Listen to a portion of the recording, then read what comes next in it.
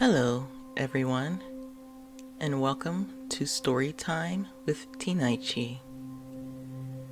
Today, we'll be reading Harry Potter and the Sorcerer's Stone, Chapter 2, The Vanishing Glass.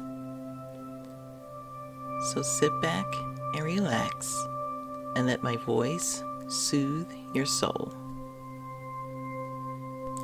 Nearly 10 years had passed since the Dursleys had woken up to find their nephew on the front step.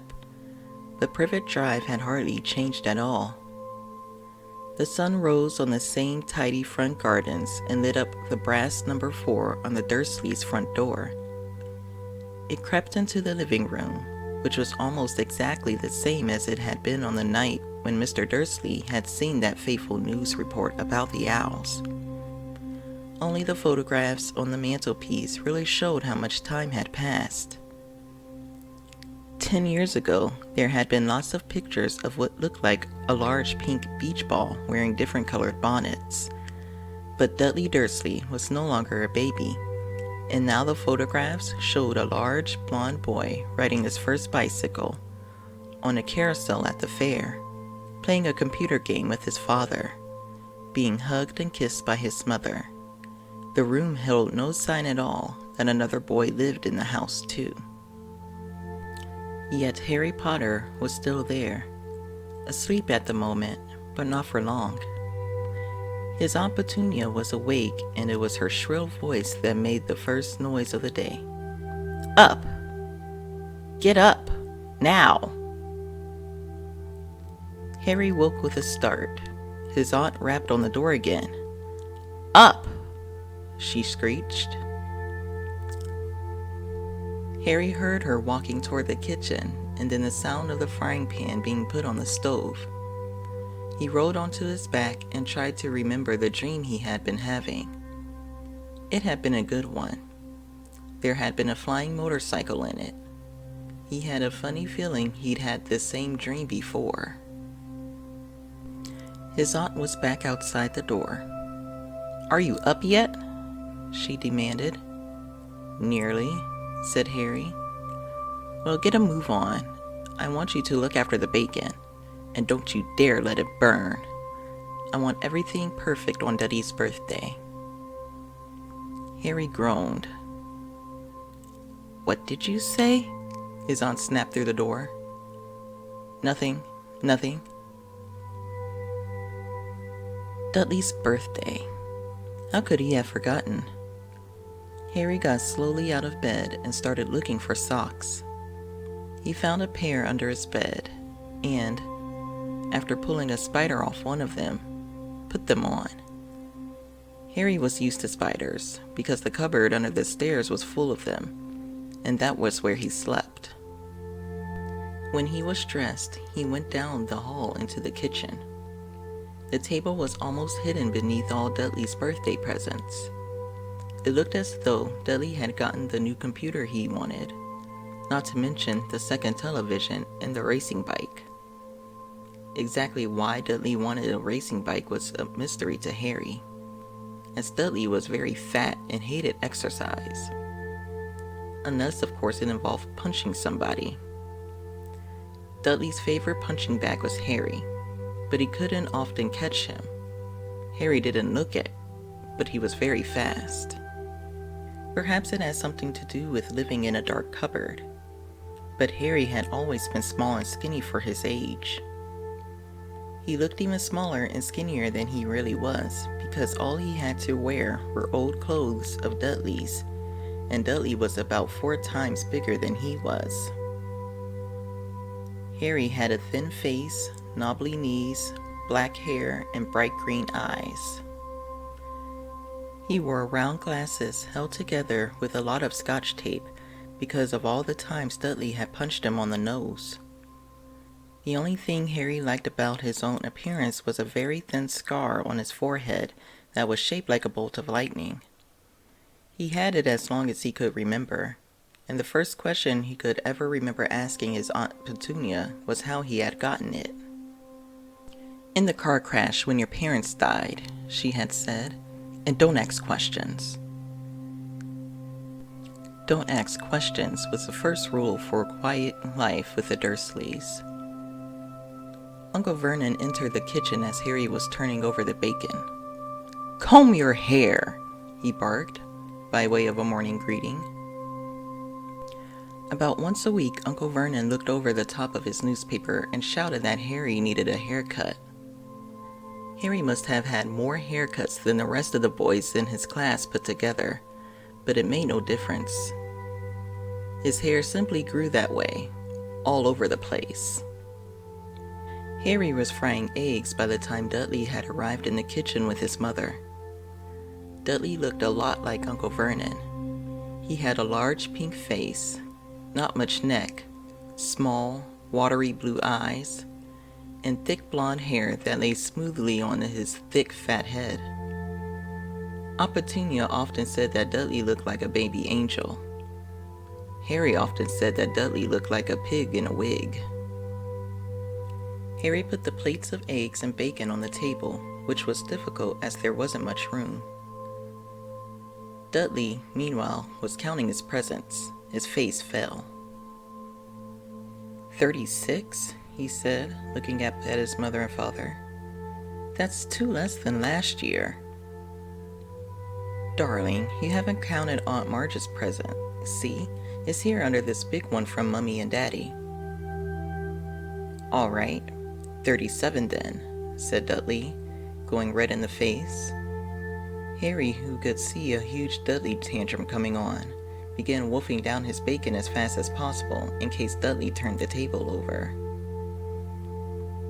Aunt Petunia obviously scented danger too, because she said quickly, "And we'll buy you another 2 presents while you're out today. How's that, Popkin? 2 more presents. Is that all right?" Dudley thought for a moment. It looked like hard work. Finally, he said, "So I'll have 39 sweetums," said Aunt Petunia. "Oh." Dudley sat down heavily and grabbed the nearest parcel.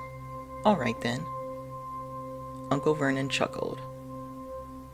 "Little Tyke wants his money's worth, just like his father. Attaboy, Dudley." He ruffled Dudley's hair. At that moment, the telephone rang, and Aunt Petunia went to answer it while Harry and Uncle Vernon watched Dudley unwrap the racing bike, a video camera, a remote-controlled airplane, 16 new computer games, and a VCR. He was ripping the paper off a gold wristwatch when Aunt Petunia came back from the telephone looking both angry and worried. "Bad news, Vernon," she said. "Mrs. Figg's broken her leg. She can't take him." She jerked her head in Harry's direction. Dudley's mouth fell open in horror, but Harry's heart gave a leap. Every year on Dudley's birthday, his parents took him and a friend out for the day to adventure parks, hamburger restaurants, or the movies. Every year, Harry was left behind with Mrs. Figg, a mad old lady who lived 2 streets away. Harry hated it there. The whole house smelled of cabbage, and Mrs. Figg made him look at photographs of all the cats she ever owned. "Now what?" said Aunt Petunia, looking furiously at Harry as though he planned this. Harry knew he ought to feel sorry that Mrs. Figg had broken her leg, but it wasn't easy when he reminded himself it would be a whole year before he had to look at Tibbles, Snowy, Mr. Paws, and Tufty again. "We could phone Marge," Uncle Vernon suggested. "Don't be silly, Vernon. She hates the boy." The Dursleys often spoke about Harry like this, as though he wasn't there, or rather, as though he was something very nasty that couldn't understand them, like a slug. "What about, what's her name? Your friend, Yvonne?" "On vacation in Majorca," snapped Aunt Petunia.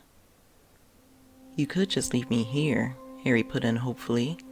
He'd be able to watch what he wanted on television for a change, and maybe even have a go on Dudley's computer. Aunt Petunia looked as though she had just swallowed a lemon. "And come back and find the house in ruins?" she snarled. "I won't blow up the house," said Harry. But they weren't listening. I suppose we could take him to the zoo, said Aunt Petunia slowly, and leave him in the car. That car's new. He's not sitting in it alone. Dudley began to cry loudly. In fact, he wasn't really crying. It had been years since he'd really cried. But he knew that if he screwed up his face and wailed, his mother would give him anything he wanted. Dinky Duddy Dums, don't cry. Mummy won't let him spoil your special day, she cried, flinging her arms around him. I don't want him to come, Dudley yelled between huge pretend sobs. He always spoils everything. He shot Harry a nasty grin through the gap in his mother's arms. Just then, the doorbell rang. Oh, good Lord, they're here, said Aunt Petunia frantically, and a moment later, Dudley's best friend, Pierce Pocus, walked in with his mother. Pierce was a scrawny boy with a face like a rat. He was usually the one who held people's arms behind their backs while Dudley hit them. Dudley stopped pretending to cry at once. Half an hour later, Harry couldn't believe his luck. He was sitting in the back of the Dursleys' car with Pierce and Dudley on the way to the zoo for the first time in his life. His aunt and uncle hadn't been able to think of anything else to do with him, but before they'd left, Uncle Vernon had taken Harry aside. I'm warning you, he had said, putting his large purple face right up close to Harry's. I'm warning you now, boy. Any funny business, anything at all, and you'll be in that cupboard from now until Christmas. I'm not going to do anything, said Harry. Honestly. But Uncle Vernon didn't believe him. No one ever did. The problem was, strange things often happened around Harry, and it was just no good telling the Dursleys he didn't make them happen. Once, Aunt Petunia, tired of Harry coming back from the barber's looking as though he hadn't been at all, had taken a pair of kitchen scissors and cut his hair so short he was almost bald except for his bangs, which she left to hide that horrible scar. Dudley had laughed himself silly at Harry, who spent a sleepless night imagining school the next day, where he was already laughed at for his baggy clothes and taped glasses. Next morning, however, he had gotten up to find his hair exactly as it had been before Aunt Petunia had sheared it off.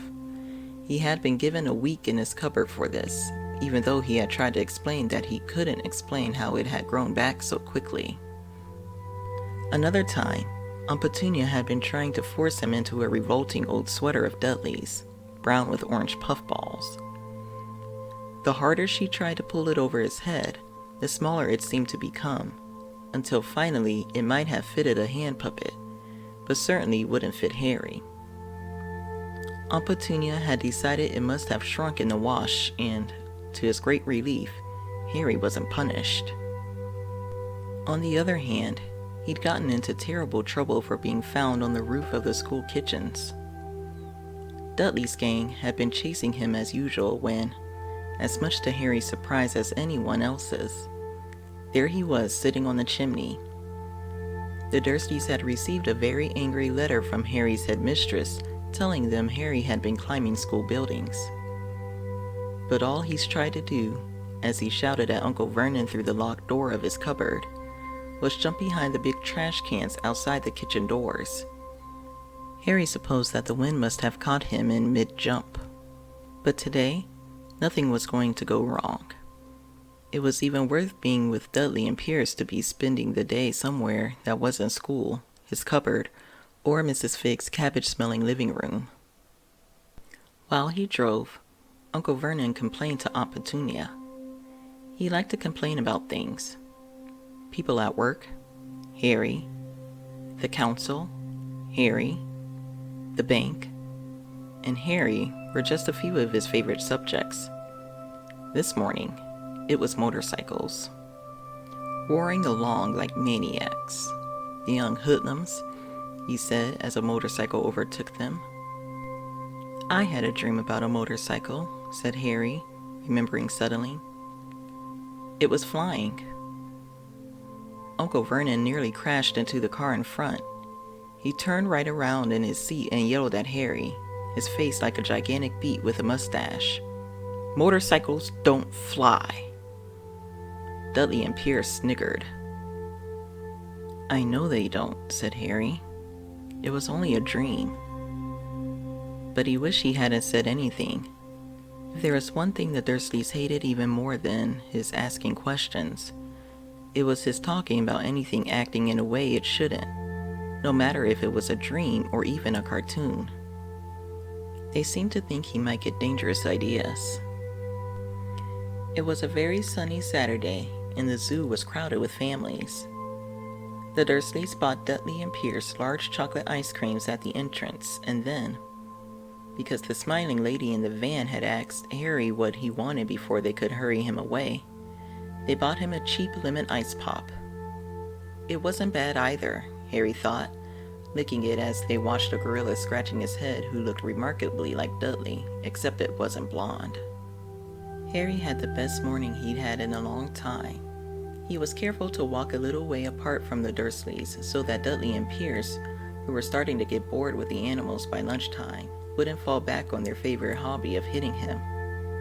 They ate in the zoo restaurant, and when Dudley had a tantrum because his Knickerbocker glory didn't have enough ice cream on top, Uncle Vernon bought him another one, and Harry was allowed to finish the first.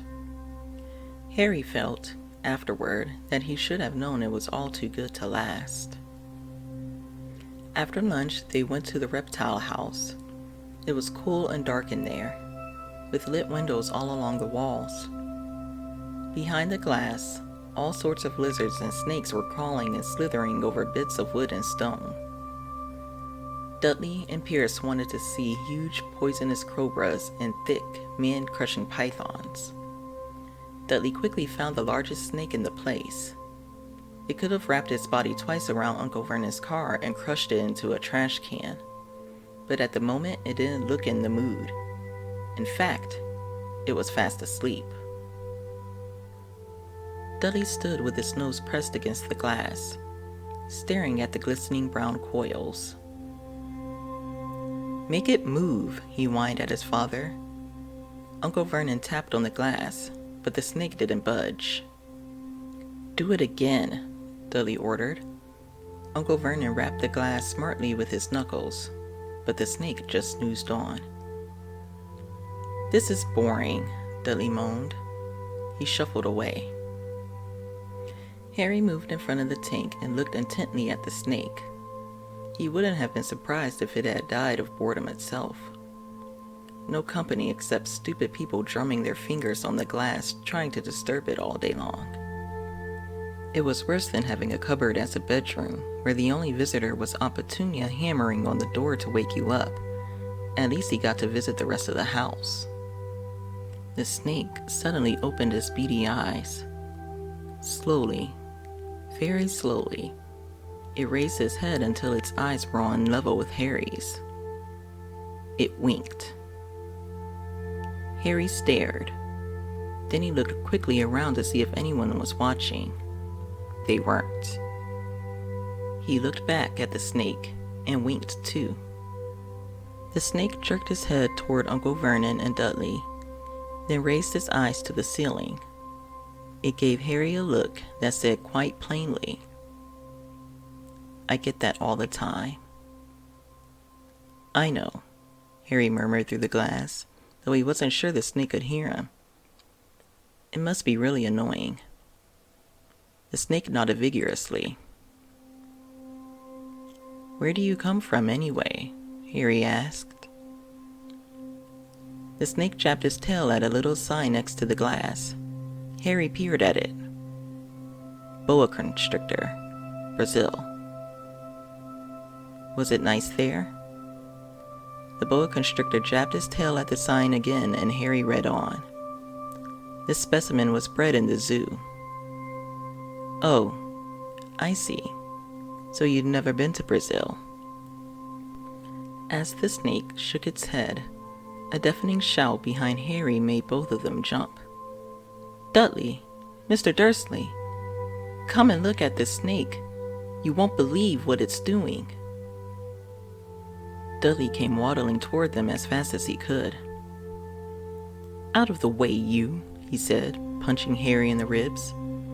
Caught by surprise, Harry fell hard on the concrete floor. What came next happened so fast no one saw how it happened. 1 second, Pierce and Dudley were leaning right up close to the glass. The next, they had leapt back with howls of horror. Harry sat up and gasped. The glass in front of the boa constrictor's tank had vanished.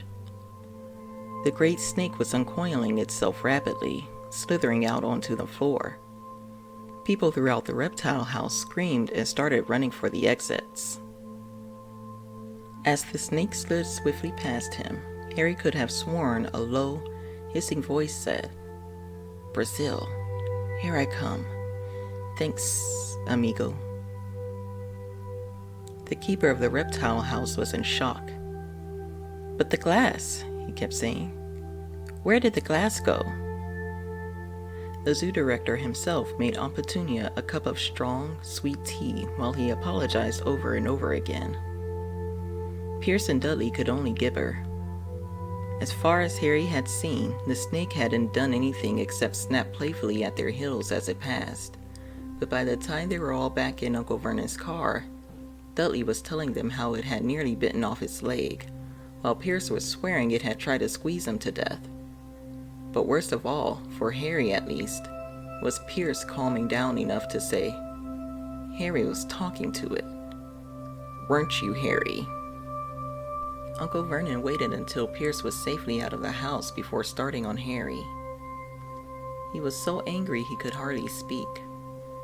He managed to say, "Go, cupboard, stay, no meals," before he collapsed into a chair, and Aunt Petunia had to run and get him a large brandy. Harry lay in his dark cupboard much later, wishing he had a watch. He didn't know what time it was, and he couldn't be sure the Dursleys were asleep yet. Until they were, he couldn't risk sneaking to the kitchen for some food. He lived with the Dursleys almost 10 years. 10 miserable years. As long as he could remember, ever since he'd been a baby and his parents had died in that car crash. He couldn't remember being in the car when his parents had died. Sometimes, when he strained his memory during long hours in his cupboard, he came up with a strange vision. A blinding flash of green light and a burning pain on his forehead. This, he supposed, was the crash, though he couldn't imagine where all the green light came from. He couldn't remember his parents at all. His aunt and uncle never spoke about them, and of course he was forbidden to ask questions. There were no photographs of them in the house. When he had been younger, Harry had dreamed and dreamed of some unknown relation coming to take him away, but it had never happened. The Dursleys were his only family. Yet sometimes he thought, or maybe hoped, that strangers in the street seemed to know him. Very strange strangers they were too. A tiny man in a violet top hat had bowed to him once while out shopping with Aunt Petunia and Dudley. After asking Harry furiously if he knew the man, Aunt Petunia had rushed them out of the shop without buying anything. A wild-looking old woman dressed in all green had waved merrily at him once on a bus. A bald man in a very long purple coat had actually shaken his hand in the street the other day and walked away without a word. The weirdest thing about all those people was that the way they seemed to vanish the second Harry tried to get a closer look. At school, Harry had no one. Everybody knew that Dudley's gang hated that odd Harry Potter in his baggy old clothes and broken glasses, and nobody liked to disagree with Dudley's gang.